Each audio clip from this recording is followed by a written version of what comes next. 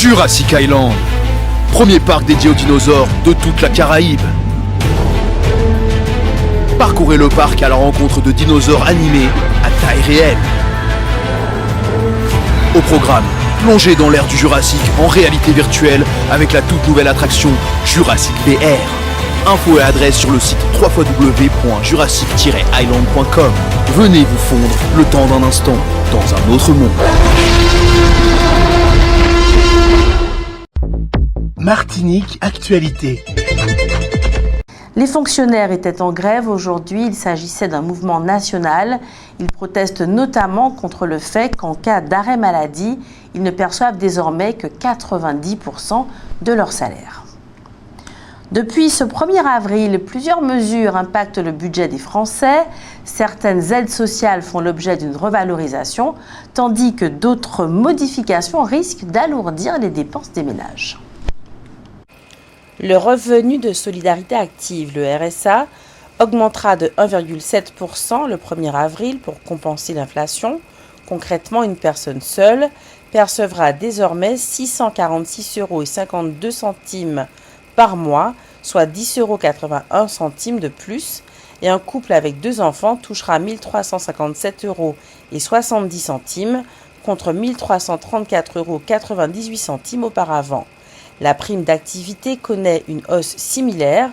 Une personne célibataire sans enfant recevra 633,21 €, soit une augmentation de 10,58 €.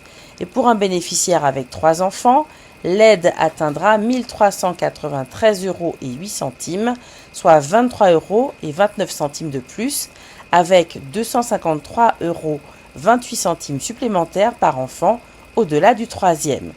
De plus, l'allocation spécifique de solidarité destinée aux demandeurs d'emploi en fin de droit passera à 19,33 € par jour au lieu de 19,01 € précédemment. Parallèlement, l'indemnisation en cas d'arrêt maladie subira un ajustement dès le 1er avril. Le salaire plafond servant de référence sera abaissé à 1,4 fois le SMIC pour les salariés du secteur privé, ce qui devrait réduire le montant des indemnités pour certains bénéficiaires. Pour les fonctionnaires et contractuels, les 3 premiers mois d'arrêt maladie, indemnisés à hauteur de 90% du traitement indiciaire depuis le 1er mars 2025, restent inchangés. En matière de logement, le prêt à taux zéro, PTZ, est désormais accessible à tous les logements neufs sur l'ensemble du territoire, et ce jusqu'au 31 décembre 2027. Ce dispositif, réservé aux primo-accédants sous conditions de ressources, permet d'emprunter sans intérêt ni frais de dossier sur une durée pouvant atteindre 25 ans. Les employés de Blue Line sont donc toujours en grève. Les navettes qui relient Fort-de-France aux 3 îlets et à Casse-Pilote sont donc à l'arrêt. On notera qu'hier, les syndicats des transports terrestres et des transports maritimes se sont réunis à la maison des syndicats en vue d'envisager des actions communes.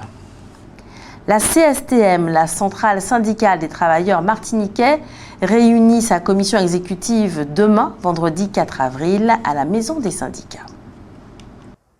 À l'ordre du jour, notamment le refus de Mobilité Sud Transport de recevoir la CSTM suite au préavis de grève déposé le 13 mars dernier et de l'imminence d'une mobilisation, la situation du transport en Martinique et la non-application du dispositif négocié en 2024 concernant la cessation d'activité des taxis collectifs, l'inertie des autorités compétentes suite aux problèmes de gouvernance à l'EHPAD Les Glycéridia.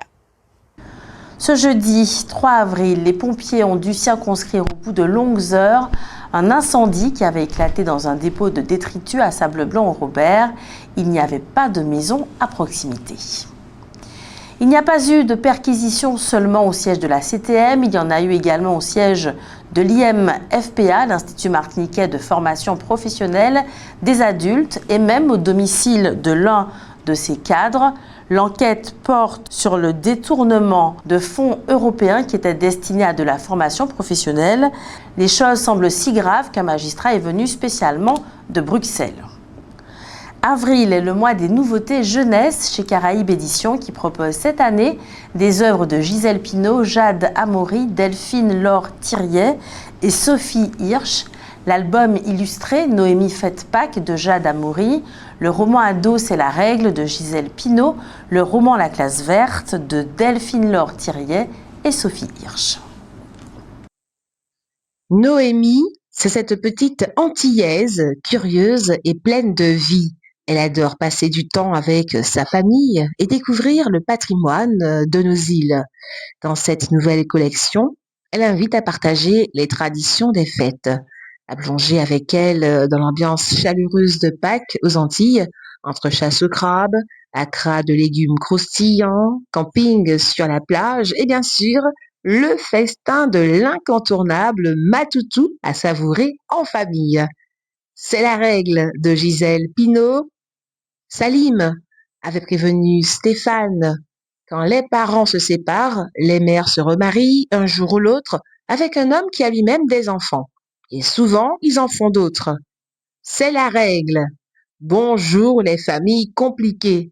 Effectivement, après quelques mois de solitude et d'amertume, la mère de Stéphane lui présente Denis, ou plutôt Denis et Gina, sa fille de 5 ans, adorable et bavarde comme une pie.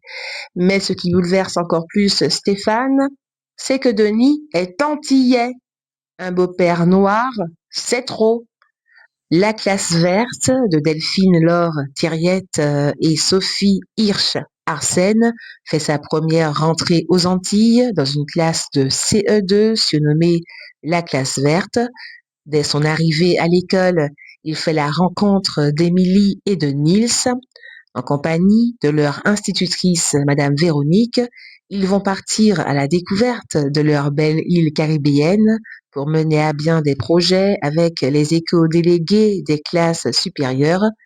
Leur première sortie les emmène dans la mangrove, un roman court à lire tout seul ou en classe, pour découvrir la richesse de la nature caribéenne et ainsi apprendre à la protéger.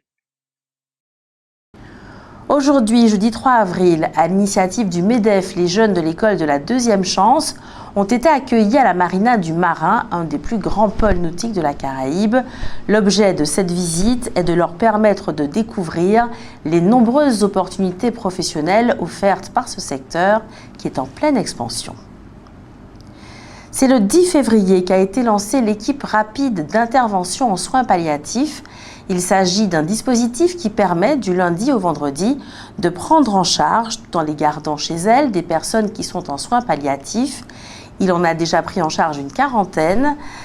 Ce dispositif est porté par les structures d'hospitalisation à domicile et l'Agence régionale de santé.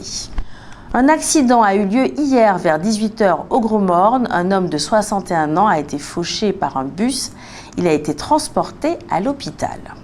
L'organisation Elle Bouge a organisé aujourd'hui, jeudi 3 avril, de 8h30 à 17h30, au lycée Paulette Nardal de Ducos, la 10e édition du Challenge Innovatech.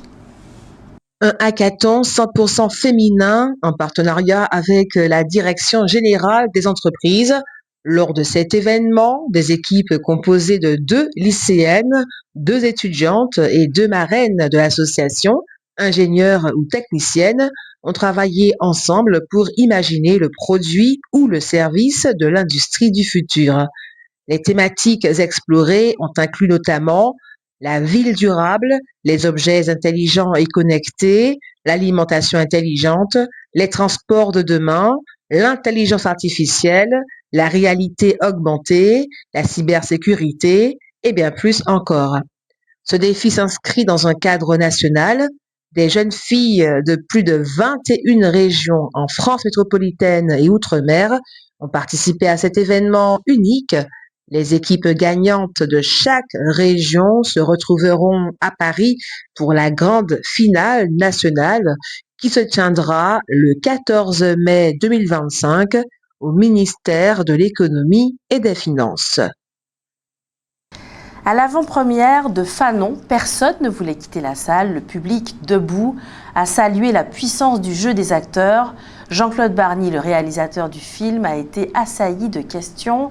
Des remerciements émus ont salué le choix audacieux de porter à l'écran ce pan encore trop méconnu de l'histoire de France et de l'avoir fait avec autant de justesse, de force et de sens. Zion, premier long métrage de Nelson Foy, ne se contente pas de raconter une histoire, il capture une ville, une génération, un vertige. Pointe-à-Pitre, non pas carte postale, mais ville défigurée, vidée peu à peu de sa mémoire et de sa bourgeoisie afrodescendante, celle qui autrefois, venue des campagnes, avait imposé sa réussite en construisant des maisons à 2 étages. Aujourd'hui, ces maisons se fissurent comme les destins. News Radio assis outremernews.fr. On radio avait Info Guadeloupe, Martinique, Guyane, Réunion, Mayotte et surtout musique pour tout le monde. Attention.